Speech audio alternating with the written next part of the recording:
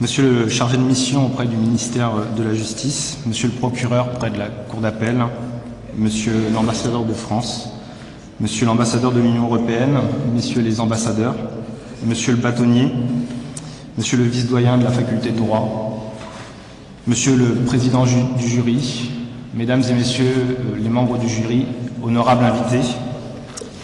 Il est toujours un peu difficile d'ouvrir ce genre d'événement où la plaidoirie et l'éloquence est le maître mot. Je vais donc essayer d'être aussi bref et précis que possible. Je voudrais tout d'abord vous dire à quel point je suis heureux d'être là et de représenter l'Institut international des droits de l'homme et de la paix. Vous remercier également aussi de l'accueil qui est toujours exceptionnel ici en Mauritanie lorsqu'on vient. Ce concours international de plaidoirie pour les droits de l'homme que nous organisons avec l'Ordre national des avocats ici à Nouakchott est un événement essentiel de la programmation de l'Institut international des droits de l'homme et de la paix pour deux raisons. La première, parce qu'il met en lumière le rôle de l'avocat dans la défense des libertés, dans la défense des droits de l'homme et dans l'affirmation d'un état de droit.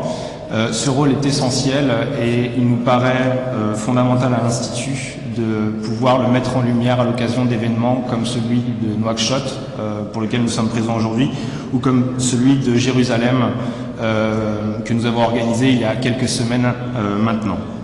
Le deuxième objectif de ce concours, et ce qui constitue le cœur du travail de l'Institut, c'est la possibilité de rendre accessible le raisonnement juridique qui permette de dénoncer les situations de violation des droits de l'homme. La vulgarisation de ces droits, la vulgarisation de ce raisonnement est essentielle dans les démocraties pour que les citoyens puissent s'emparer de ces raisonnements-là et faire valoir leurs droits auprès des États.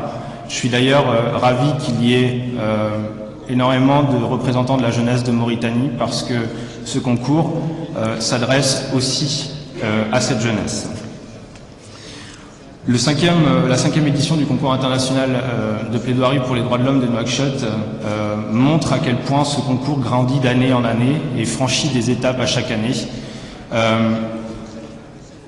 Cette année, par exemple, nous avons reçu une quarantaine de candidatures provenant de pays qui vont de la Mauritanie jusqu'au Tchad, en passant par le Niger, de l'Algérie jusqu'au Bénin, en passant par le Togo, et évidemment aussi des candidatures européennes, de Belgique, de Suisse, de France.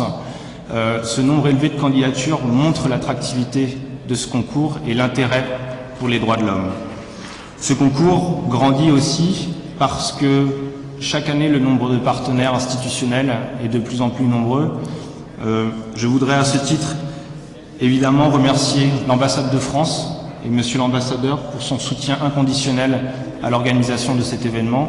Remercier également l'Union européenne et le projet État de droit qui soutient ce concours depuis des années maintenant. Remercier les nouveaux partenaires institutionnels que sont l'Agence française de développement et Justice Coopération Internationale. Accueillir aussi des partenaires comme le Conseil national des barreaux français ou la Banque islamique de Mauritanie.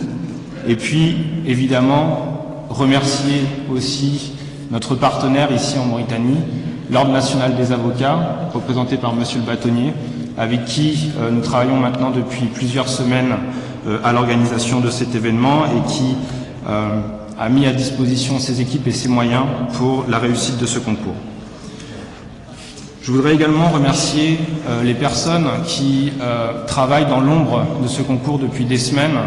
Je ne vais pas tous les nommer parce que j'en oublierai, mais j'ai une pensée spéciale pour Sandrine, pour Christophe, pour Cher, pour Salek, pour Eminou et pour toutes les personnes qui travaillent ici, qui font qu'on peut vous accueillir aujourd'hui dans cette magnifique salle du Palais de Justice dans de bonnes conditions. Enfin, je voudrais, pour conclure, adresser un mot aux candidats qui sont le cœur de ce concours et qu'on va avoir l'occasion de découvrir tout à l'heure, pour leur adresser tout d'abord mes remerciements d'avoir candidaté et d'être venus ici jusqu'à Nouakchott. Pour certains, le voyage a duré plus de 24 heures. Je pense en particulier aux candidats palestiniens. Et je voudrais aussi vous adresser mes chaleureux encouragements. Je sais que c'est pas évident, mais vous avez l'habitude de plaider devant une audience aussi nombreuse, et vous dire que vous avez déjà gagné en étant ici et en ayant l'occasion de présenter une violation ou un cas de violation réel et récent des droits de l'homme. Merci à tous d'être venus aussi nombreux et bon concours.